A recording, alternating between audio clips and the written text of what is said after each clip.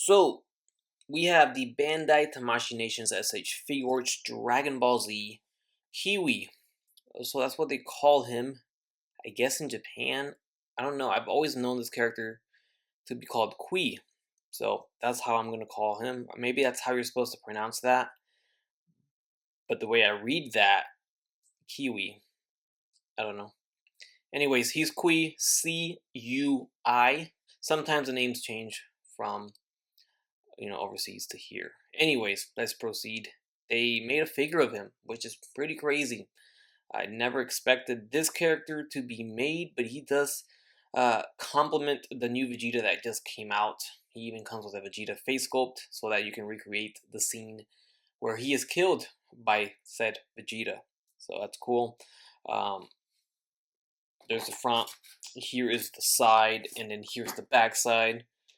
This figure's cool, man. It's a Frieza Force member, and I just love getting obscure characters. Side characters like this. Like this isn't even B or C list. This is probably D list at this point. Um, I don't know. Everyone's category is different, but he's definitely not a main character, and he didn't last very long either. It's just cool to see characters like this. I hope we get more of this. Is what I'm basically saying. All right, so Kui out of the box, looking fantastic, man, and he comes with multiple head sculpts, and they're complete head sculpts. They're not just face plates; they are complete head sculpts, which is nice to see. The effort being put in on a character. I mean, look at this face expression. I love that. I love the animated expressions. Very accurate to the character and to the scenes. So here's another one, and then the last two. Check this out. I mean, that is so expressive. I love this. Here is the head sculpt when he is perishing at the hands of Vegeta. So with this is the one you want to put on the figure, of course, when you're going to display him with Vegeta. And then Vegeta has to be displayed with this head sculpt, which is exclusive to this release. So this is like a little DLC accessory. You got to get this figure to get this faceplate, of course, but it only makes sense with this figure. So this combination makes sense. Sometimes they'll throw in DLC accessories for other figures when it doesn't even, like, you don't need this figure for this.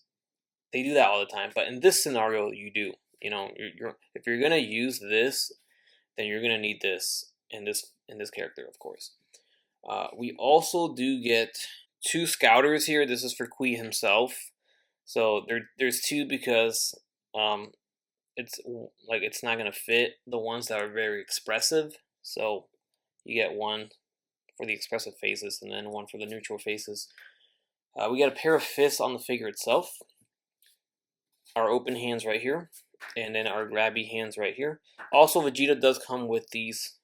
Of course, this is how he kills him, so you need these hands too, or this hand. And that is it. That's everything he comes with. So, taking a closer look at Kui, you can see his sculpt and his paints and everything that he is offering. One thing I picked up on is, if you can look closely at his forehead, you see the seam of the plastic mold. They decided to put it off-centered there. It's on the right side. Our right, his left. Why not make it right where the slit is? I don't know. Kind of off. That's on every head sculpt. Anyways, going down to his armor, sand armor, looking good. Here's the back. We've seen it before, but you always love to see it again. So here it is again.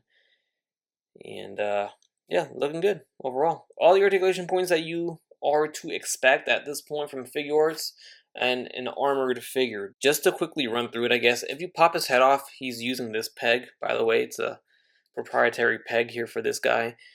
Hinges on the armor shoulder pads, so that is to prevent hindering of his arms going forward. But if you're using his arms like this, then you're going to get that. It's going to look weird.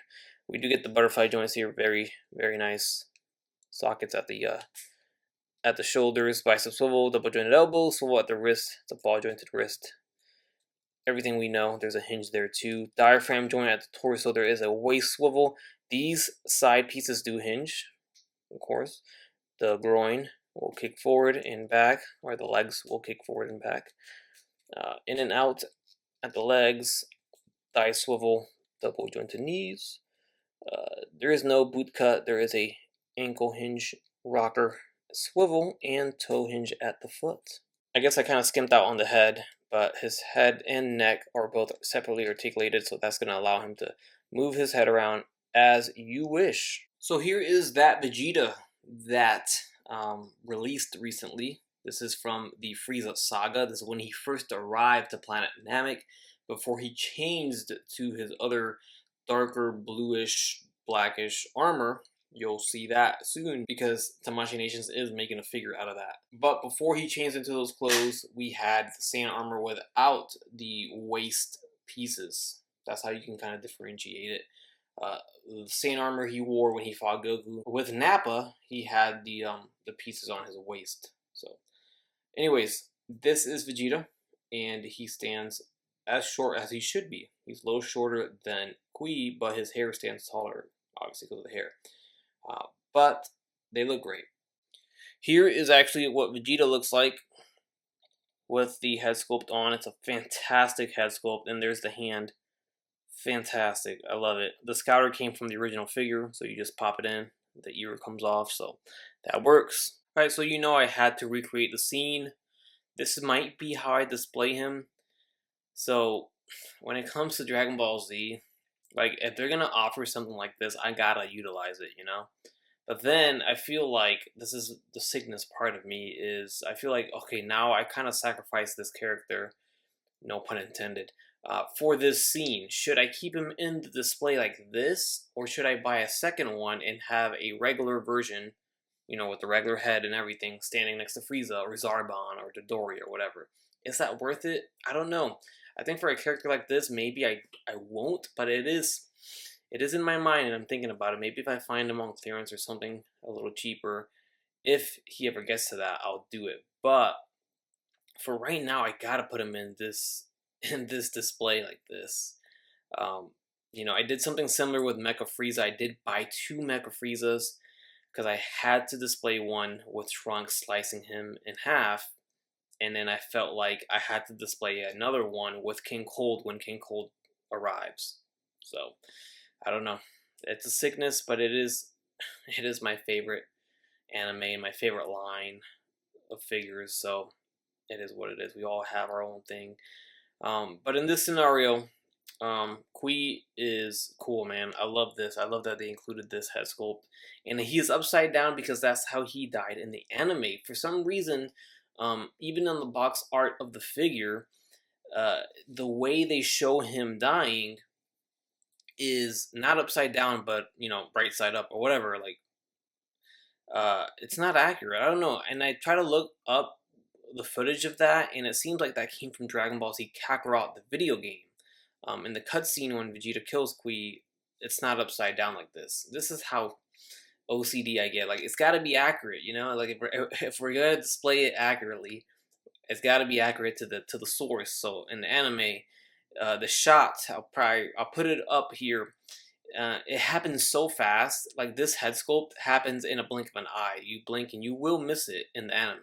So it's crazy that they froze the frame and said, "Yeah, let's sculpt this and let's put it in the figure release for Kiwi." People will love it. Hey, I love it, but I don't know if everyone's gonna utilize it, unfortunately. But I will. Yeah, blink if you miss it. I'll try to slow motion it on screen right now so you can see it. But it is shot with his head upside down, so I'm assuming it's like this. It's super up close to his face, right? So you don't see it, and then he explodes afterwards. So, but obviously Vegeta's in the air. I think he's flying when he does it, or he might be on the ground. I don't know. I'm playing it back right now. I'm just not seeing it in real life. But yeah. Anyways, I'm rambling on here.